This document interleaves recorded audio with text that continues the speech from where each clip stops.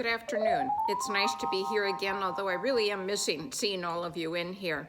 Let me review what has been going on. Earlier this week, we met here in Kendall Hall, the Residence Council. We were so delighted to have Sarah Giddings join us again. One of the things that I wanted us to look at together was how are we doing? When we first started all of this social distancing and so on, a lot of things came at us kind of fast and in our faces. But now that we're settled into a little bit more of what is the routine, we just wanted to see how it was going. And we looked at things like the meal service, and we said the Easter dinner was spectacular, and we really thank the staff. Food delivery seems to be going very well. We've gotten some nice feedback about doing these videos like this and Connections Extra, and we thank Ted so much, Ted Burrows, for the wonderful job that he and his other people are doing on getting those together for us so that we're staying informed. We also thought that the Easter Bonnet Parade was fun, and how much the board and residents enjoyed seeing us coming around with our fancy hats on as we walked around. But now let's look ahead to May also.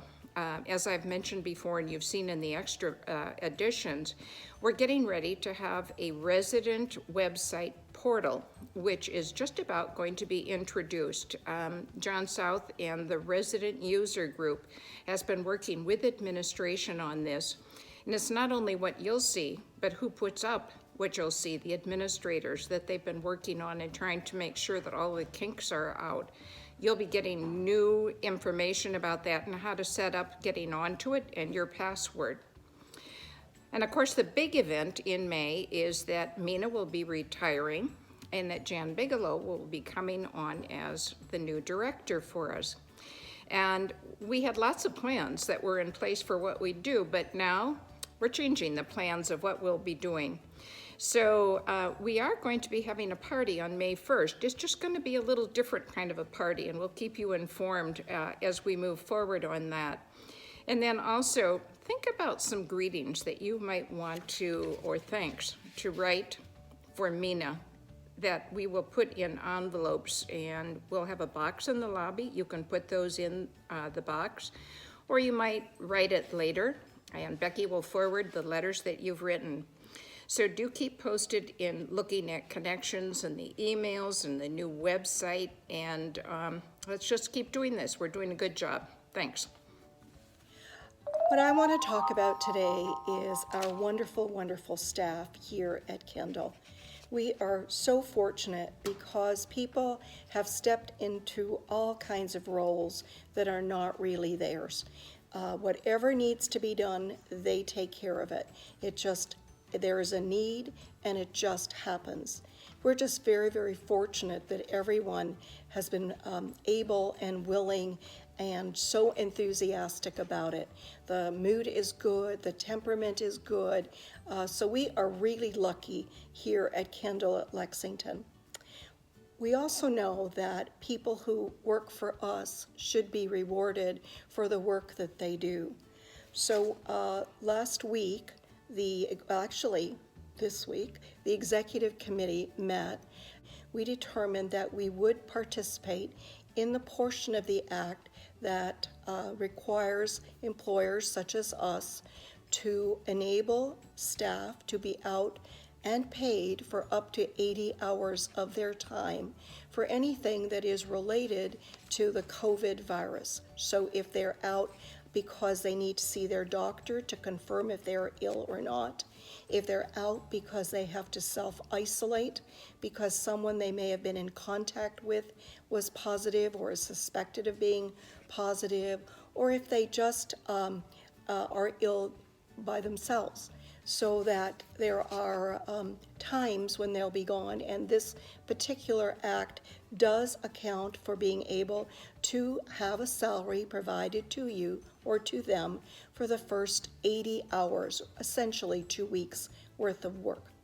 The executive committee also determined that thereafter, if indeed someone was ill for a longer period of time, or if someone had multiple instances of where they might have had cause to think that they were subject to being infected by the virus, would have an opportunity to stay out as well and be reimbursed or compensated for that time as well. And then we determined that above and beyond that, the fact that we recognize that they need to be paid when they're not working because of illness, we also thought that staff who were willing and able to be here when times are really difficult should be rewarded as well.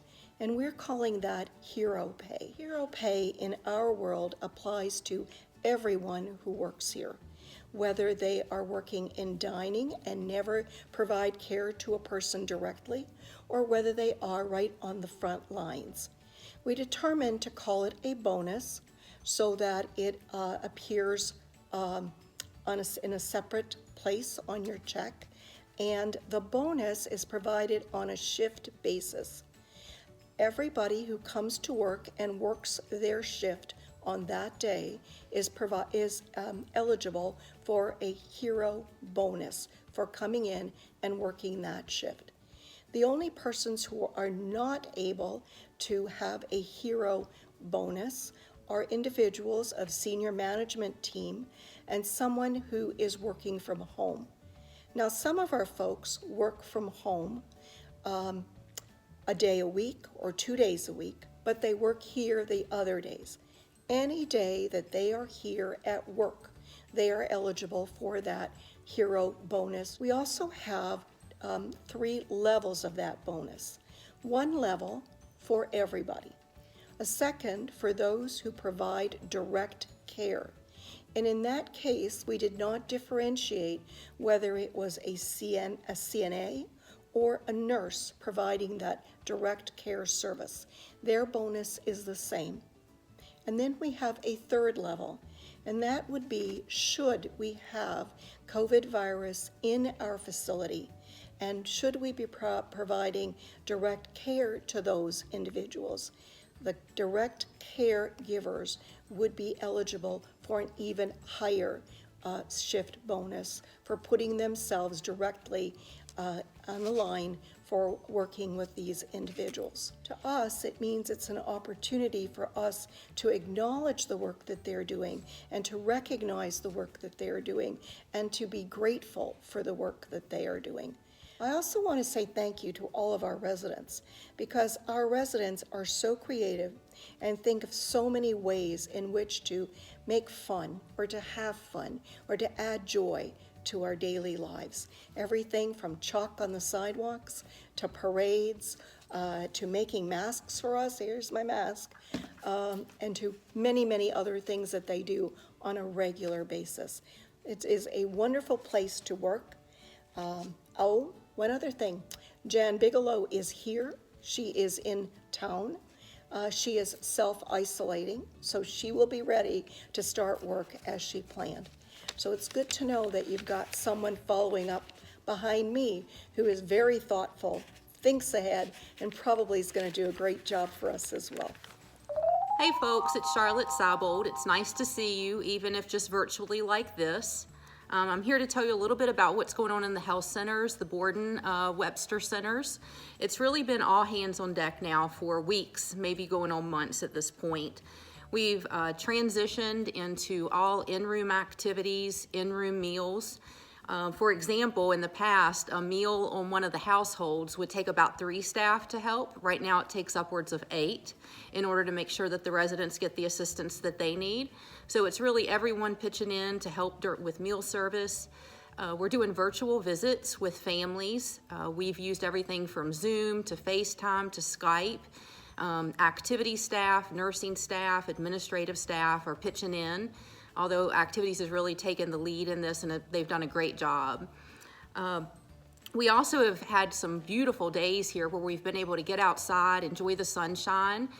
In the Borden Center, we did open the new additions. Although we're having to social distance when we're out there, the residents do get out. We have one resident who loves the bird, and she goes out multiple times a day just to sit and watch the bird. Another resident likes to go look out the windows. And of course, getting outdoors for strolls and for walks as we can. We've also been doing a lot of education. When this education is for everyone, from housekeeping to dining, nurses, CNAs, administrative staff. It's reminding everyone hand hygiene, proper way to cough, proper way to clean, and then of course with the frontline staff in the health services area, how to appropriately put on and take off personal protective equipment, or PPE as we call it. I am pleased to say that while we do not have any positive cases, our staff would be prepared should we have a positive case. We've dedicated one of the households where we put anyone newly admitted, and we would be prepared to care for someone should they be suspected of or be positive for COVID. We're doing weekly calls with each of the families, just updating them, letting them know that folks are doing well, our staffing is adequate, our supplies are well stocked, residents are in good spirits, as are the staff. We also do a weekly recording where the families can call in and get an update that way as well. So I'm pleased to say that considering all the challenges, things are going great, and we're looking forward to this eventually being over with. Thank you. Hey guys, how you doing? I miss seeing you, all of you around here. I already have a problem. When I speak, I typically walk, so if you see me jittering around, it's just I'm not used to standing in one place, as you know. So we started deliveries. I hope everything is going well. From our point of view, it's very good. Yes, we do have misses. They call me the trailer when I jump in my little yellow wagon and deliver a miss here or there. But let's talk about how this started. So we're in here in Kendall Hall, which is very naked right now if you haven't been over here to see it. Mina says we're gonna deliver. I was like, oh my God, how do I do that? First step, call Jessica Bueller. Jess, you know this facility better than anybody else. I need your help. You gotta help me out here. So we split it up into districts, which is why you see the bus driving around as it is. And I said, well, how am I gonna get everybody's food requests? She said, easy, Survey Monkey. I said, how am I gonna get this food there? She said, easy, Herbie. So when you're thanking dining all those times, please remember, it's all of us working together. A lot of you have asked if you could return salad dressings, or perhaps we sent you a quart of orange juice instead of your eggs. I don't want anything back. As far as anything coming back to dining, please just discard it. I don't want anything coming back here. I can't take that chance. When you're ordering from Kroger's, I was MOD last weekend, and we had an awesome delivery of bacon and eggs, but no name. I didn't know where it went. So please use your physical address. My name is Sally Jane. I'm in Cluster Cottage, 160 Kendall Drive. If you just say Kendall at Lexington and there is no name, we don't know who to get in contact with. So if you can help us out there, that would be great. So let's see what's going on behind the scenes. Board and centers, as Charlotte mentioned, are open and ready to rock and roll. Not exactly in the fashion we had anticipated, but the Board of Health has been in and those are ready, those are open and providing nutrition to all of the residents on the Borden side. We're also ready to rock and roll on the Anderson side. Board of Health came in Wednesday, and that is ready to reopen. Now all we need is the okay to do it. So I think you guys are doing a fantastic job of staying out of the Anderson building and allowing the staff here to do their jobs. I hope we're providing you with the service that you're accustomed to. Please bear with us. If you have any misses, I got an email the other day at 9:04 at night. Well, I can't bring you dinner at 9:04 at night because I'm not typically here. So call over the kitchen at 464-2620. If I miss you, we'll get you something, don't you fret. But in the meantime, you guys stay home, don't roam.